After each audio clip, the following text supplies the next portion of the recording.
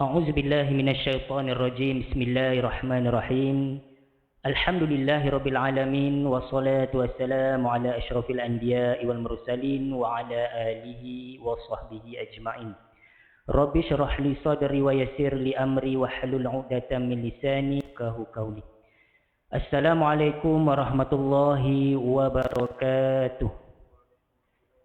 Alhamdulillah, yang saya muliakan Tuan Imam Bilal, Tuan Nazir Barisan Ahli Jawatan Kuasa Masjid As-Sabirin, para alim ulama, ustazah, guru-guru, ibu bapa, tuan-tuan, puan-puan yang dirahmati Allah Subhanahu Wa Taala sekalian.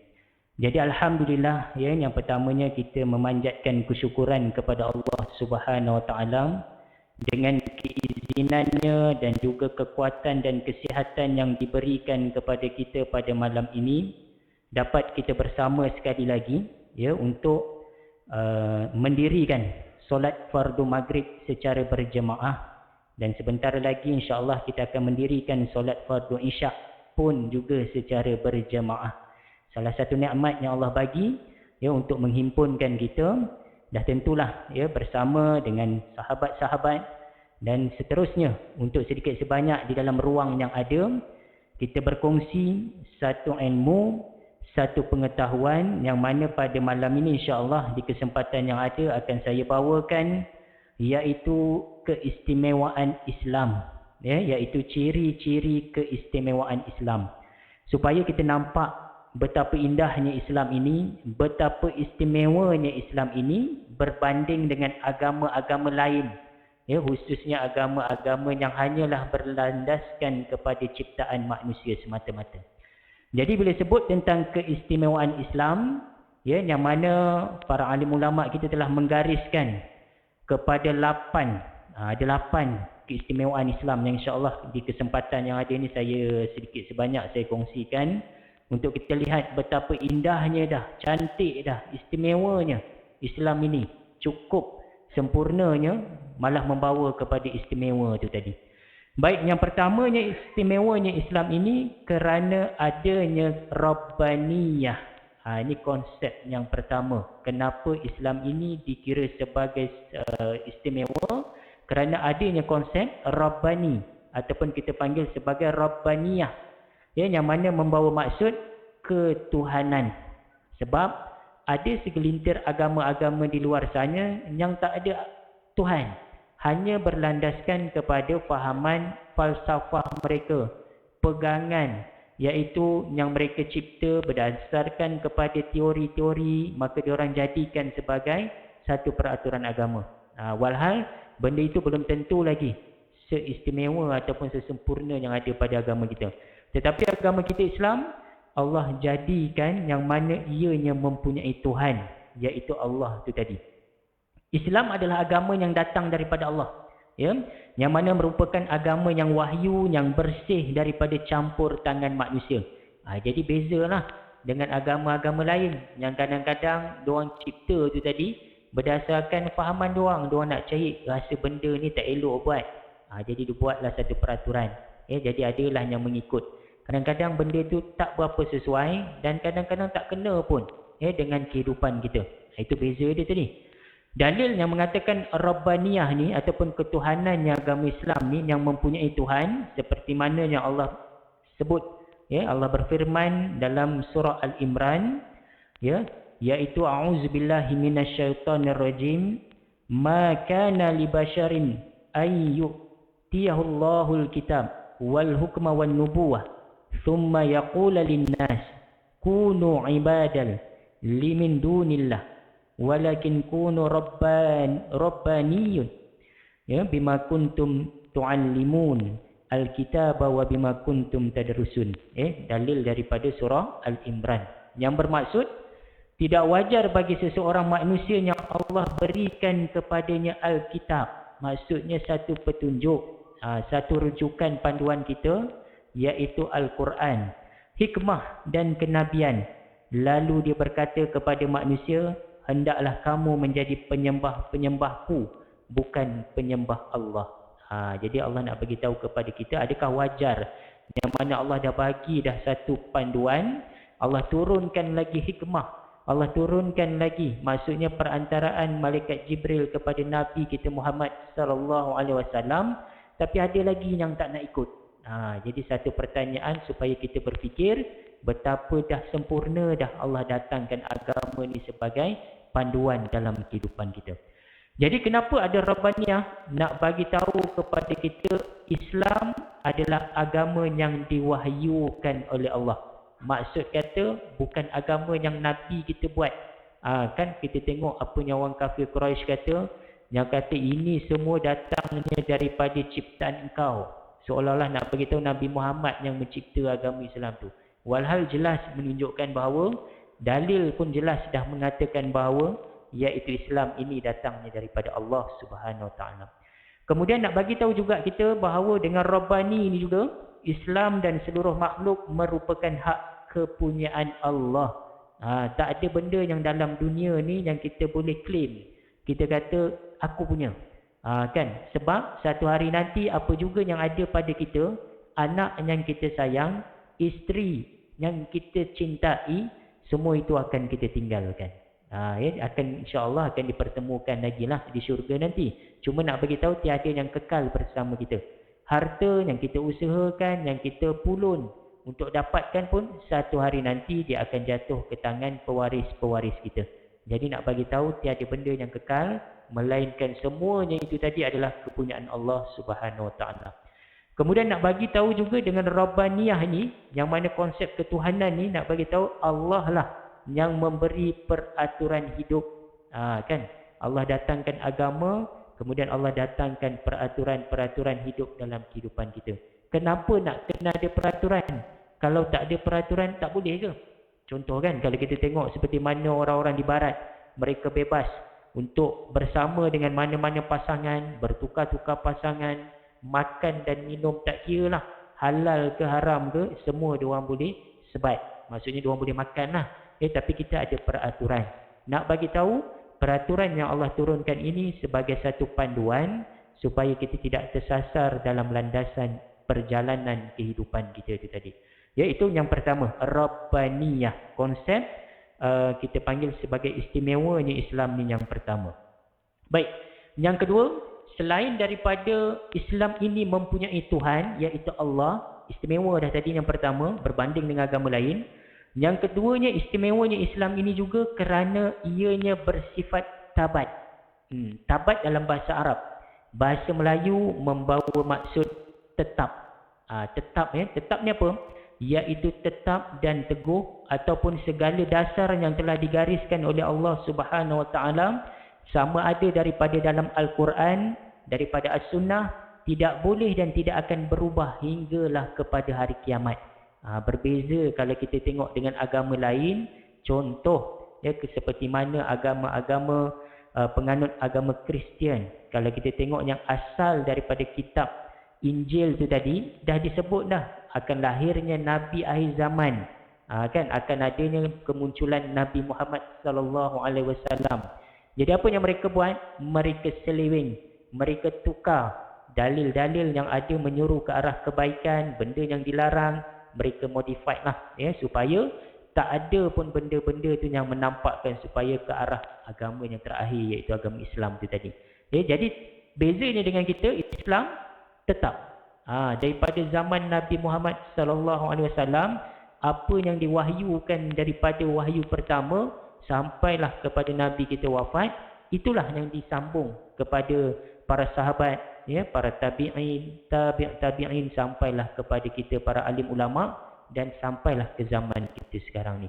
Nak bagi tahu apa yang digariskan tetap. Bahasa Arabnya dipanggil sebagai tabat, iaitu takkan berubah sampai bila-bila. Apa yang takkan berubah ni?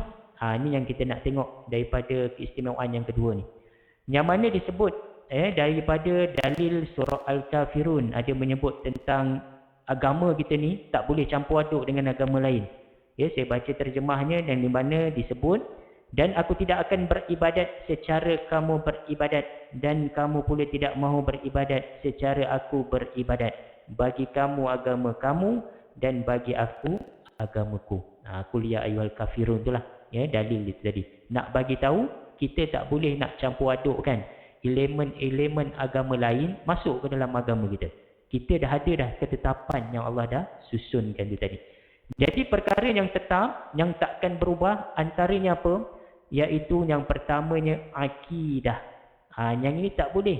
Tiba-tiba pula berubah zaman, kita kata rasanya kita kena tukar ni.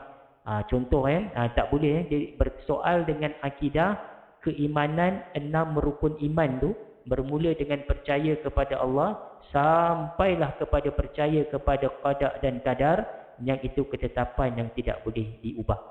Tak bolehlah tiba-tiba kita kata apa kata kita tambah satu lagi percaya kepada benda-benda lain pula.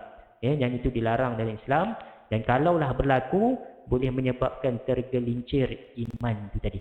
Akidah ni tetap. Kemudian apa lagi? Yang mana kalau kita tengok dari sudut akidah ni, dikongsikan peristiwa bagaimana kisah Rasulullah sallallahu alaihi wasallam. Dia ketika mana dia menyampaikan risalah dakwah, kan datang beberapa kabilah-kabilah Arab datang menawarkan kepada Nabi kita, wahai Rasulullah, boleh tak engkau stop, berhenti daripada menyebarkan dakwah ni? Mintalah apa pun, aku, maksudnya kabilah Arab tu lah, akan bagi. Yang mana ditawarkan dengan emas, harta, Nabi tolak. Kemudian ditawarkan lagi dengan pangkat, nak dijadikan sebagai raja, ketua kepada kaum Arab, pun Nabi tolak. Dan yang ketiga ditawarkan lagi dengan gadis-gadis, kan perempuan-perempuan cantik jelita, pun Nabi tolak. Nak bagi tahu tak mudah. Maksudnya tak boleh kita kata dengan elemen-elemen kebendaan itu mempengaruhi ketetapan yang Allah dah tetapkan. Begitu jugalah dalam iman kita, tak bolehlah nanti disebabkan dengan harta, disebabkan dengan pangkat ataupun kenikmatan hidup dunia, kita gadaikan maruah keimanan kita itu tadi, iaitu akidah. Yang itu dah tetap, tak akan berubah. Kemudian yang keduanya yang tetap, istimewanya Islam ni juga, dia tetap juga pada part ibadat. Ibadat pun tak boleh nak tukar. Ibadatnya apa? Iaitu ibadah wajib. Kan seperti mana solat fardu. Tak bolehlah tiba-tiba kita rasanya tahun 2024 ni kita kena bawa perubahan. Sebab kita tengok ramai sangat orang, contoh kita nak bagi orang ramai datang solat subuh, contoh tapi alhamdulillah sekarang ni dah ada satu orang kata fenomena yang mana subuh macam Jumaat. Kan, jadi alhamdulillah lah, itu satu perkara yang baik. Cuma nak bagi tahu kod, kalau adalah tiba-tiba ada sebahagian orang kata kita tukar waktu. Kalau subuh sebelum ni pukul 6 pagi, kita anjakkanlah sikit. Kita mula dalam pukul 7 ke pukul 8 supaya orang tu selesa sikit. Tak boleh. Sebab benda tu dah tetap. Daripada zaman Nabi lagi dah tetapkan subuh itu adalah sebelum fajar, maka sampai hari kiamat lah ketetapan itu adalah mutlak. Tak boleh ditukar. Begitu juga dengan apa lagi? Seperti mana puasa, tak lama lagi kan, bulan 3 lagi ni dah nak bulan Ramadan. Tak bolehlah ada tiba-tiba ada satu enactment undang-undang baru nak tukar. Apa kata kita raya dulu baru puasa. Baru sonok kan, raya dulu dah selesai baru kita puasa. Pun tak boleh juga. Nak bagi tahu ketetapan itu adalah mutlak, takkan boleh kita bertukarnya. Begitu jugalah dengan ibadah-ibadah wajib yang lain. Berkaitnya dengan zakat, dengan haji. Haji pun kalau kita tengok bagaimana tentera Abraha, peristiwa sejarah kan, dia nak tukar supaya orang Arab tu kenapalah asyik nak datang ke Mekah dia, datang ke tempat dia pula. Kalau boleh dia nak hancurkan kan. Bila dia nak hancurkan Kaabah tu tadi, apa yang berlaku? Maka ditimpakan dengan azab. Kan? Apatah lagi lah kalau kita nak bawa dekat negara kita. Maksudnya belanja sekarang ni kita tengok kos untuk mengerjakan haji pun dah semakin meninggi, maksudnya meningkat. Kalau kita tengok berita baru-baru ni pun dah naik lagi. Jadi kod lah tiba-tiba ada orang kata kita buat je lah dekat sini. Kita buat macam bentuk macam gambar dan kita tawaf. Tidak dibenarkan, malah dikira sebagai berdosa haram lah perbuatan-perbuatan tersebut. Nak bagi tahu ibadat adalah tetap. Tak boleh ditukar ganti dalam kehidupan kita daripada Nabi kita Muhammad sampailah kepada hari kiamat. Dan yang ketiganya, apa lagi yang tetap? Iaitu hukum-hukum yang berkait dengan syariah. Halal, haram, sunat, makruh, harus.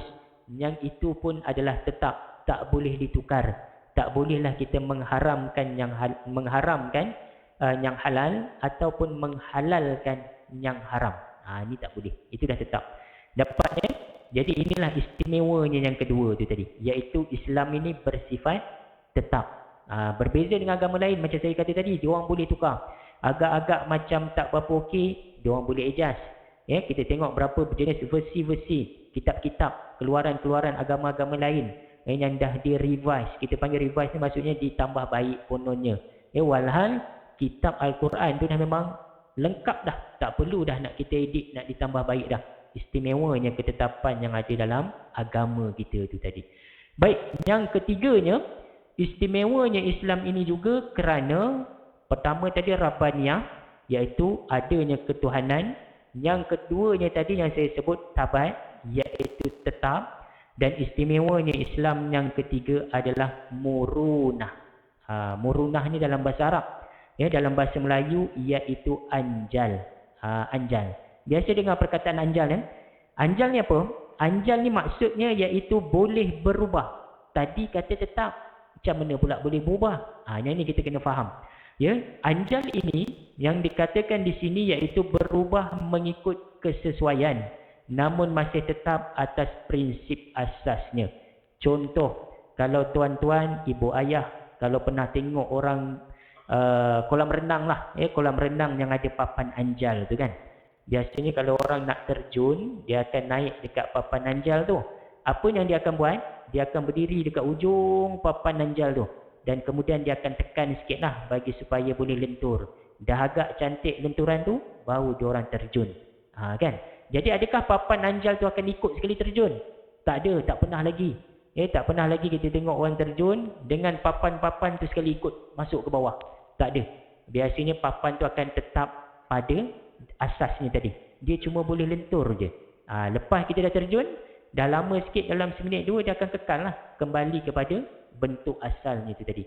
Jadi murunah itu digambarkan keanjalannya begitu. Iaitu dia boleh berubah mengikut kesesuaian, namun masih tetap atas prinsip asasnya. Contoh, kita tengok ya. Apa dia? Antara perkara-perkara yang boleh berubah mengikut kesesuaian tapi masih lagi kekal dengan hukum yang tetap tadi, iaitu nas-nas syarak yang bersifat umum, dalil-dalil yang datang dalam bentuk umum, yang boleh membawa tafsiran-tafsiran, pendapat-pendapat para ulama. Itu yang kata khilaf tadi. Ada yang kata buat A, ada yang kata buat B. Tapi selagi mana pada asas tetap tadi, tak menjadi masalah. Kita tengok contohnya apa? Iaitu kewajipan menutup aurat. Tutup aurat, hukumnya wajib. Nak tutup guna apa? Terpulang. Ini kita kena faham. Maksudnya hukum tetap, tapi nak tutup dengan apa? Terpulang. Ikut pada kesesuaian. Ada orang kadang-kadang dia minat pakai jubah. Tak apa, pakai jubah. Ada orang dia minat pakai baju Melayu. Ya, ada orang contoh macam ibu-ibu, kaum ibu kan. Dia minat pakai baju kurung, dia minat pakai baju jubah dan sebagainya. Tudung, kalau kita orang lelaki ni satu je lah kan, songkok tu je. Tapi kalau sebut pasal tudung, tanyalah isteri-isteri tuan-tuannya berapa jenis pattern tudung ada. Sekarang ni lagi lah, ya, dengan tudung-tudung yang berjenama dengan nama-nama artis kan. Nilofanya, Fazuranya, macam-macam. Ya, yang jenis pattern lilit kanan, lilit kiri, 15 kali lilitan, macam-macam jenis. Adakah salah? Boleh, tak ada masalah. Selagi mana ianya menutup aurat. Yang tak bolehnya kalau terdedah tu tadi lah. Ya. Islam tidak menghadkan fashion pakaian tertentu. Boleh, tak ada masalah. Cuma kena tengok adakah dia menutup aurat ataupun tidak. Itu yang dikata anjal tadi. Itu yang pertama. Yang keduanya adalah berkait dengan perkara-perkara yang kelemahan manusia. Islam meraihkan fitrah kejadian manusia ni tak semuanya kuat. Ada yang kuat, ada yang lemah. Satu hari nanti yang muda-muda dalam masjid ni akan mengalami penuaan. Ya, yang tua dia dah tak sekuat segagah yang muda. Jadi Islam memberi kelonggaran dekat situ. Ya, yang mana kalau kita tengok contohnya macam sakit. Bayangkanlah kalau Islam kata mesti kena berdiri juga. Sembayang wajib mesti berdiri. Walaupun tak kira lah umur dah 80 ke 90 ke, sakit lutut ke, gaut ke apa sekalipun, mesti kena berdiri. dia akan menyebabkan Islam itu nampak seperti mana menyusahkan dan membebankan. Tapi bila adanya konsep anjal ni, dia nampak indahnya Islam tu kan. Ya, bila mana kita tak boleh berdiri, boleh dibenarkan untuk duduk. Tak boleh juga duduk macam mana? Dibenarkan untuk baring. Sampai ke tahap macam tu. Tapi hukum tetap. Macam saya sebut tadi lah, hukum dia tetap. Tak adalah kata disebabkan sakit, tak payah solat. Dia kena juga. Walaupun terlantar dekat katil sekalipun, dekat wad dan sebagainya, ada kaedah dia untuk kita mendirikan solat. Apa lagi? Contohnya lupa. Lupa pun. Walhal kalau kita kata solat itu wajib. Solat itu wajib didirikan. Contoh solat subuh. Kita ni dah set jam dah. Memang lupa. Tak ingat langsung. Tahu-tahu tersedar pukul 8.30 pagi. Adakah dia boleh menyebabkan kita kata burn ni maksudnya tak payah solat dah? Tak, kewajipan mesti juga didirikan. Kena juga solat. Sama ada solat qada. Kalau betul-betul memang tak ingat langsung bangun tu, dibenarkan untuk solat seperti biasa. Ada setengah pendapat mengatakan tak ada masalah, boleh. Sampai ke tahap macam tu. Tapi janganlah disebabkan kita set jam, kita buat alasan. Saya memang jenis bangun pukul 8.30. Kan, itu tak boleh lah. Kalau sekali dalam sebulan, setahun tu 2-3 kali sekadar lupa tu dimaafkan. Begitu jugalah dengan keadaan kelonggaran-kelonggaran sekiranya kita berhadapan dengan kesukaran, kesempitan dan juga darurat. Macam saya sebut tadi, hukum yang haram tetap haram, halal tetap halal. Tapi akan ada satu ketika kita menghadapi kesukaran dan kesempitan. Contoh, tuan-tuan, puan-puan, ibu ayah yang ada dalam masjid ni mungkin ada yang minat pergi travel ataupun kita panggil pergi melancong lah, ataupun minat yang hiking, daki bukit, masuk hutan. Andai katalah, manalah tahu nak ditakdirkan tersesat. Bila tersesat, putus bekalan makanan. Makanan dah tak tahu apa nak makan. Maka apa yang kita boleh makan, kita dibenarkan untuk makan apa sahaja yang ada dalam hutan tadi. Cuma kena tahulah sama ada ia beracun ataupun tidak. Tapi kalau tak tahu juga, maka yang ada contohlah haiwan yang haram. Contoh khinzir. Masa itulah datangnya khinzir. Adakah kita boleh makan? Dekat sini dijawab iaitu dalam keadaan kesempitan dan darurat dibenarkan. Tapi adalah kaedahnya, iaitu untuk sekadar melepaskan kelaparan itu tadi. Ataupun mengalas perut. Kemudian kita dianjurkan untuk teruskan lagi perjalanan untuk mencari jalan keluar sehingga selesai. Dan kalau masih lagi tak jumpa jalan keluar, dibenarkan lagi untuk melalui prosesnya tadi. Iaitu kalau ada dah cari halal tak ada, yang ada haram, maka dibenarkan untuk kita makan tapi sekadarnya untuk meneruskan kehidupan. Bunuh tidak boleh. Bunuh diri tak boleh. Kena ingat hukum bunuh diri haram. Janganlah disebabkan kesempitan itu tadi, punyalah kita paksa diri tak nak makan dan menyebabkan kematian kepada diri kita. Yang itu dikira bunuh diri. Jangan Dan apatah lagi lah kesempitan darurat yang lain. Memang tak ada makanan. Contoh pergi travel, kena tahan dekat sel tahanan dia. Tak tahu kenapa tiba-tiba kena tangkap. Mungkin nama kita ni nama Islamik. Kita pergi pula negara-negara yang agak anti-Islam. Niat kita nak travel je, nak bercuti. Tiba-tiba kena tahan. Bila kena tahan, contoh, ditahan kita dalam tempoh 7 hari, 8 hari, takkan kita tak makan dan minum. Kan? Kalau diberikan makanan, andai kata haram sekalipun, dibenarkan untuk kita makan sekadar untuk mengalas perut tu tadi, untuk mengelakkan daripada mati. Dibenarkan. Jadi nak bagi tahu apa? Dengan adanya konsep murunah anjal ni, nak bagi tahu kepada kita bahawa Islam itu adalah agama yang mudah. Dia tidak membebankan kepada kita. Yang membebankan kalau kita je sebenarnya malas nak buat. Walhal dah punyalah mudah. Kalau sakit tu Allah dah bagi dah keizinan untuk kita duduk. Kalau tak mampu duduk, boleh duduk dalam keadaan yang terus duduk ke lantai. Tak boleh juga, boleh dalam keadaan baring. Begitu juga dalam puasa. Kan tak mampu nak puasa. Maka dibenarkan untuk kita berbuka. Cuma bila dah sihat nanti, kenalah ganti. Kewajipan tu dia tak terputus wajib. Itu pertama nak bagi tahu Islam ini agama yang mudah dengan konsep murunah tu tadi. Kemudian dia nak bagi tahu juga kepada kita, dengan murunah itu tadi, kita boleh laksanakan mengikut keadaan dan kesempurnaan kita. Ikutlah kemampuan kita. Kan contoh dia kata kat sini, Islam prihatin dan mengambil berat tentang kemampuan dan penganut. Bukan setengah macam agama lain. Tak boleh, maksudnya kalau tak mampu tetap kena buat, kena paksa. Seolah-olah itulah pengabdian diri dia kepada Tuhan dia. Ya, contoh adanya sampai mencederakan tubuh badan.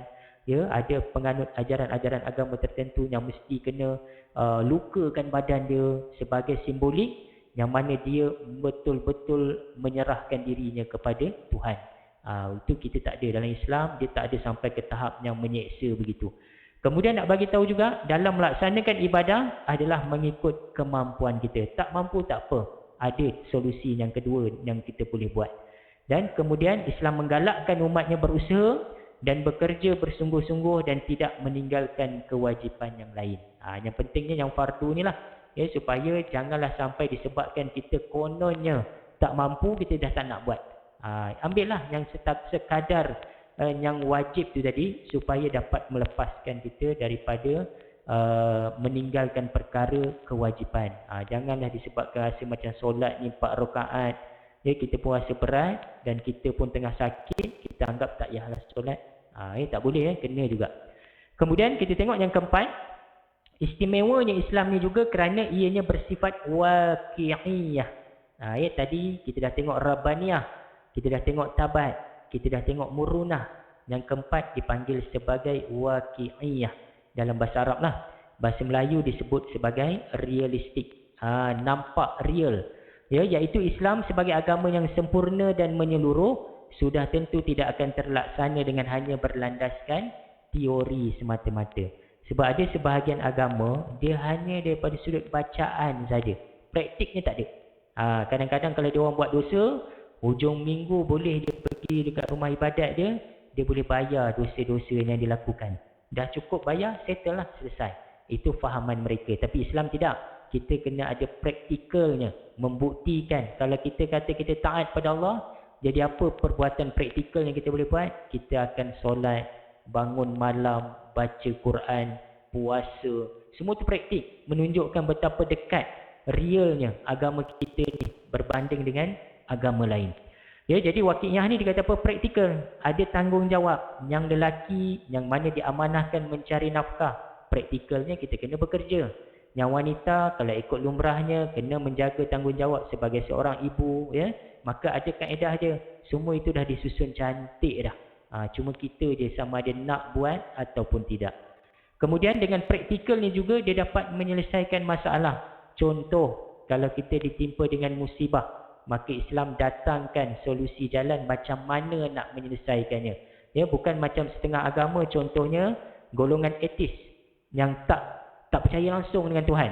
Bila mereka ditimpa dengan musibah, masalah dalam kehidupan, kita tengok contoh macam seperti mana di negara Jepun dan sebagainya, yang ada segelintir mereka yang tidak mempunyai agama, bila ditimpa dengan bebanan-bebanan hidup, hutang yang banyak, masalah yang berat, apa yang mereka buat? Bunuh diri. Diorang akan bunuh diri. Sebab diorang menyangka dengan bunuh diri tadi, selesailah. Kan masalah. Dia tak tahu selepas saja bunuh diri, rupanya ada lagi perjalanan kehidupan yang Allah dah tentukan, iaitu alam barzah dan alam akhirat, dah tentulah tak terlepas. Sebab tu jangan kita membuat jalan penyelesaian masalah tu dengan pemikiran kita semata-mata. Gunalah kaedah yang telah pun ditentukan dalam Islam tadi. Iaitu tentang yang keempat, iaitu waqi'iyah, realistik, real. Maksudnya praktik. Baik, istimewanya Islam lagi yang kelima, iaitu tawazun. Tawazun dalam bahasa Arab juga. Dalam bahasa Melayu dibawa maksudnya adalah seimbang. Kita tengok dalam agama kita, bukanlah sampai nak kena duduk dekat masjid 24 jam. Tak. Kan ada masa-masanya Allah dah susun. Solat subuh, zuhur, asar, maghrib dan isyak. Iaitu setiap bahagian daripada bahagian yang lain saling berkait antara satu sama lain. Syariat ini perlu diamalkan secara keseluruhannya oleh manusia, bukan sebahagian yang tertentu. Islam dah susun dah keseimbangan itu. Ada tanggungjawab kita. terhadap kehidupan, iaitu adanya siang, adanya malam. Kan adanya waktu kita tidur, adanya waktu kita bangun daripada tidur. Jadi nak bagi tahu, kalau agama lain, kadang-kadang mereka kalau yang betul-betul nak abdi diri ni, diorang kena tinggal dekat rumah ibadat tu. Yang contoh seperti mana menjadi padri dan sebagainya. Mereka ada batasan, tak boleh bergaul, tak boleh berkahwin dan sebagainya. Tapi Islam tidak. Dia memberikan kita kebebasan daripada sudut fitrah. Contoh lelaki, dia akan cenderung minat kepada perempuan. Perempuan memang akan cenderung minat kepada lelaki. Maka dianjurkan dengan perkahwinan. Dia nak tahu memenuhi fitrah tu tadi. Seimbangnya kehidupan tadi. Berbanding dengan agama-agama lain, kadang-kadang ada yang sampai tak masuk akal. Pun ada juga. Yang keenamnya pula, istimewanya Islam ni juga kerana ianya bersifat syumul. Yang ini pernah tahun lepas tak silap saya ada kongsikan kesyumulan Islam dalam masjid ni jugalah. Iaitu syumulnya apa? Lengkap. Lengkap ni, iaitu Islam adalah agama yang lengkap dan sempurna, meliputi seluruh aspek kehidupan. Mana nak dapat agama yang lengkap macam Islam ni? Bangkit je daripada tidur, Allah dah dalam kata antara salah satu anjuran dalam agama kita, iaitu basahkan lidah kita dengan zikrullah. Kan ada anjuran para ulama kata kalau bangun daripada tidur, kalau boleh biarlah dalam lafaz pertama yang keluar daripada mulut kita adalah bacaan zikrullah, iaitu ingat kepada Allah. Iaitu bacalah doa bangun daripada tidur. Janganlah bangun tidur, dalam kepala kita dah fikir dah, ini pagi ni aku nak makan apa ni. Roti canai ke, nasi lemak ke, kita dah terfikir kan. Walhal sepatutnya bangun je daripada pagi, yang pertamanya keluar daripada lafaz mulut kita adalah lafaz kalimah zikrullah. Bacalah doa dan sebagainya supaya dekat kita dengan Allah. Begitulah yang seterusnya. Disusun lagi apa? Kemudian dah bangun, kita nak masuk tandas, dianjurkan kita langkah dengan kaki kiri. Kan sunnah tu. Kemudian bila dah selesai, dah masuk dalam qada hajat pula. Nak qada hajat pun ada panduan dia. Yang mana kalau lelaki yang buang air kecil, antara anjurannya kena beristibrak. Walaupun tak ada kita kata ketetapannya itu dalam beberapa hadis tentang istibrak ni, tapi para alim ulama kita menetapkan sangat dituntut. Sebab apa? Memastikan apa yang keluar daripada kemaluan kita yang depan dan belakang tu bersih. Sebab ramai dalam satu hadis menyebutkan, ramainya orang yang disiksa dengan azab kubur disebabkan tak lawas kencing itu tadi, tak clear, tergopoh gapak, tak betul-betul habis. Dah tahu dia dah kencing tadi, dah buang air kecil, cepat-cepat nak pergi sembahyang. Walhal ada lagi titisan-titisan yang belum berakhir, menyebabkan tak sah wuduk dan juga solat kita. Jadi kena hati-hati. Yang itu pun nak bagi tahu apa? Islam ada sentuh. Nak bagi tahu betapa syumul dan lengkapnya. Apatah lagi lah hal-hal yang lain. Kan? Iaitu hal ekonominya, hal perbankan Islamnya, dalam kehidupan kita bermuamalah, berniaga, semua tu Islam dah susun. Nak bagi tahu meliputi seluruh aspek kehidupan kita. Lengkap. Tak ada agama yang selengkap seperti mana agama Islam tadi. Jadi bila ada syumul, syumul ni nak menggambarkan kepada kita betapa sempurnanya kan, yang mana Allah dah turunkan agama ini kepada kita berbanding dengan agama lain.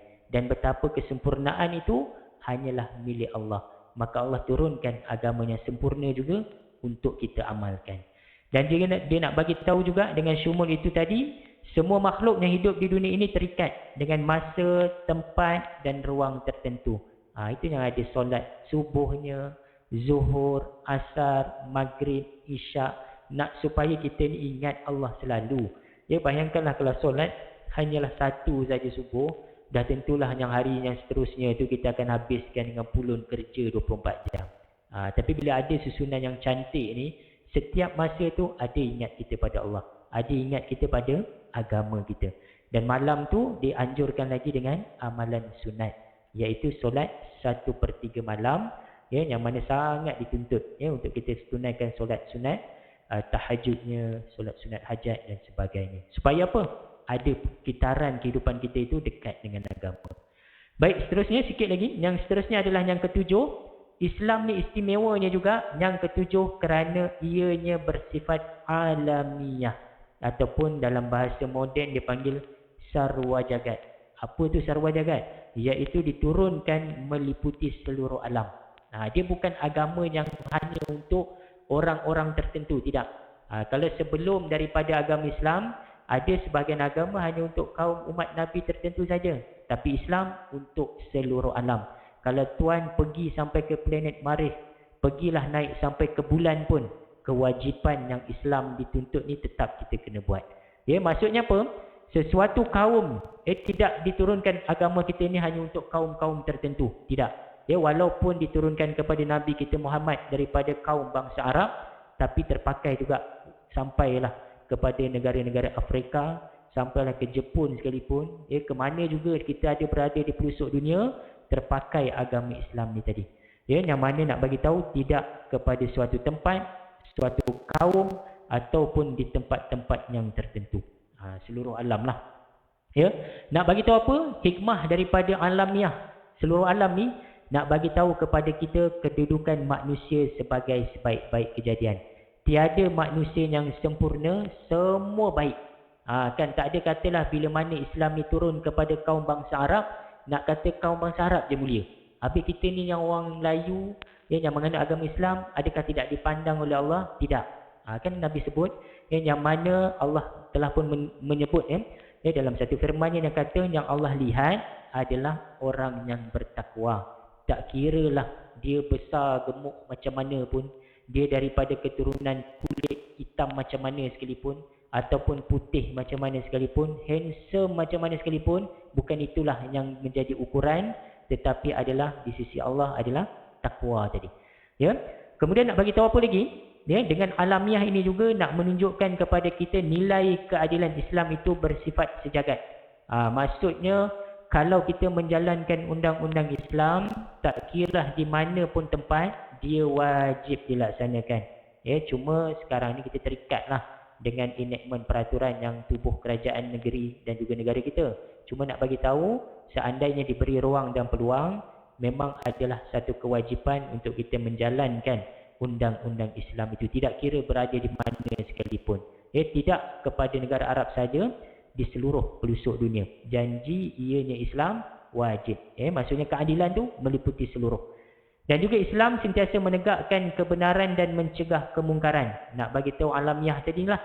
Kehadiran Islam kepada manusia untuk membentuk kehidupan yang dipenuhi dengan kebajikan, kebenaran dan kebaikan. Islam menggalakkan umatnya melakukan kebaikan dan perbuatan yang baik, seperti amalan-amalan yang mahmudah, dan meninggalkan segala perbuatan-perbuatan yang mazmumah. Tak kira lah kalau tuan-tuan dan puan-puan pergi ke mana sekalipun, bukan kata bila kita berhijrah, travel ke negara orang barat, contoh ke US dan sebagainya, maka kita kata dah tak payahlah, Islam dekat tanah Arab je, ataupun Islam hanya dekat Malaysia je. Tidak. Selagi mana kita mengenal agama Islam, ke mana juga kita pergi, dia terpakai hukum hakam dia tadi. Itu nak bagi tahu istimewanya Islam yang ketujuh. Dan yang terakhirnya, sebagai penutup, yang ke-8, istimewanya Islam ni juga yang terakhir kerana ianya bersifat wasatiyah ataupun wasatah, iaitu kesederhanaan. Kan istimewanya Islam ni, dia tidak menganjurkan kita ni mesti kena pulun, orang kata apa kita panggil, apa pun yang berlaku mesti kena penuhi juga. Contohnya lah tuntutan dunia semata-mata, contoh tidak. Ataupun mesti kena pulun akhirat saja, tinggalkan, abaikan tanggungjawab dunia pun tidak juga. Dia nak kita supaya hidup dalam dunia ni tengah-tengah, sederhana. Apa dia sederhana? Disebut dalam surah Al-Qasas, saya bacakan dia punya terjemahan. Dan tuntutlah dengan harta kekayaan yang telah dikurniakan Allah kepadamu akan pahala dan kebahagiaan hari akhirat. Dan janganlah engkau melupakan bahagianmu, keperluan dan bekalanmu dari dunia.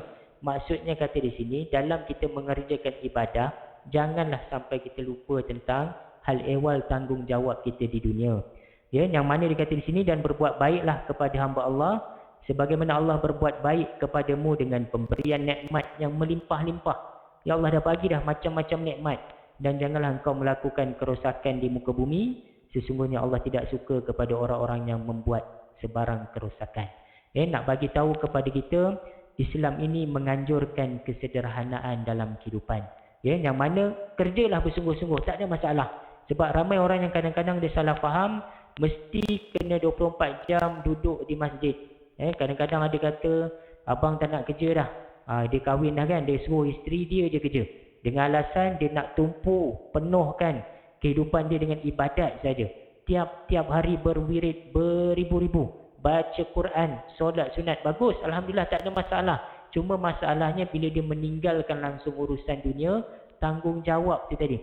Ya, nafkah anak-anak diabaikan, nafkah kepada isteri diabaikan. Yang itu merupakan salah satu kata salah faham yang cukup besar. Ya, sebab itulah bila mana datang sahabat Nabi, dia tanya kepada Nabi tentang bagaimana ibadat Rasulullah seharian kan. Yang mana ada sebahagian itu kata dia nak puasa saja. Kalau boleh tak ada hari yang dia tak puasa. Dan ada yang kata dia nak mendirikan solat sunat sepanjang malam. Kan kalau boleh biarlah dia menghabiskan diri dia dengan solat sunat. Dan ada juga yang mengatakan, seorang lagi kata dia tak nak kahwin. Dia risau dengan kahwin tu nanti akan mengganggu urusan ibadat seharian dia. Maka apa jawab Nabi? Ya, Nabi kata apa? Aku ini Rasulullah. Walaupun dah dijamin syurga sekalipun, ya, Nabi tak tinggalkan perkara-perkara fitrah manusia itu tadi. Nabi pun berkahwin, dia pun ada kalanya dia tidak berpuasa, maksudnya dia makan dan minum, dan dia juga menjalankan urusan pekerjaan seperti mana manusia biasa. Sebagai satu galakan kepada kita, dalam kita mengejar dunia, jangan lupa akhirat. Ya, dalam kita pulun bab akhirat, jangan lupa pula tentang tanggungjawab, ya, peranan kita sebagai manusia di dunia itu tadi. Ya, jadi dekat sini dikata apa? Anjuran untuk mengejar kekayaan itu tak ada masalah, cuma kena beringat dalam kita mengejar kekayaan, maksudnya mencari rezeki lah. Ya, kena tahu hukum halal dan haram, dan janganlah semua benda tak kira lah. Benda tu elok ke tak elok, semua kita nak makan. Kena tengok kat situ ya. Dan bila telah mendapat kekayaan ataupun telah pun kita terima daripada sudut harta itu tadi, belanjakanlah ke jalan yang diredai oleh Allah Subhanahu Wa Taala, iaitu perbanyakkan berzakat dan juga bersedekah. Bersedekah. Dan sebaik-baik sedekah di sisi Islam adalah yang disebutkan, iaitu kepada ahli kaum kerabat kita terlebih dahulu. Tengok dulu, ada tak adik-beradik kita yang susah, ada tak daripada anak-anak buah kita yang hidup melarat, ya, tolong itu dulu. Itu antara salah satu anjuran dalam Islam, ya, kepada kaum ahli kerabat terlebih dahulu. Dan selebihnya dermalah, ya, di masjid dan sebagainya, ataupun di badan-badan NGO ataupun orang-orang yang memerlukan. Nah, itu salah satu panduan lah yang kita boleh buat. Baik, saya kira dah masuk waktu ya. 1 minit lagi. Okey. Jadi insya-Allah sekadarnya yang dapat saya kongsikan kepada tuan-tuan, ibu ayah sekalian, semoga ianya bermanfaat. 8 keistimewaan inilah, ya, yang melengkapkan Islam itu tadi, yang sangat-sangat dipandang mulia di sisi agama. Ya, jadi sayanglah kalau kita tidak mendalami lagi, supaya dengan apa yang dapat saya kongsikan itu tadi dapat memahamkan kita, mencerahkan pemahaman kita betapa indahnya Islam itu tadi. Semoga mana yang kurang itu daripada kelemahan diri saya, dan yang mana lebih dan baik itu datangnya daripada Allah Subhanahu Wa Taala. Saya sudahi dengan wabillahi taufik wal hidayah. Wassalamualaikum warahmatullahi wabarakatuh. A'udzu billahi minasyaitonir rajim. Bismillahirrahmanirrahim. Alhamdulillahirabbil alamin wassalatu wassalamu ala asyrofil anbiya'i wal mursalin wa ala alihi washabbihi wa baraka wassalam. Rabbana zalamna anfusana wa illam taghfir lana wa tarhamna lanakunanna minal khasirin. Rabbana 'alaika wa tawakkalna wa ilaika anabna wa ilaikal masir. Wa sallallahu ala sayidina Muhammad wa ala alihi washabbihi wa baraka wassalam. Walhamdulillahirabbil alamin.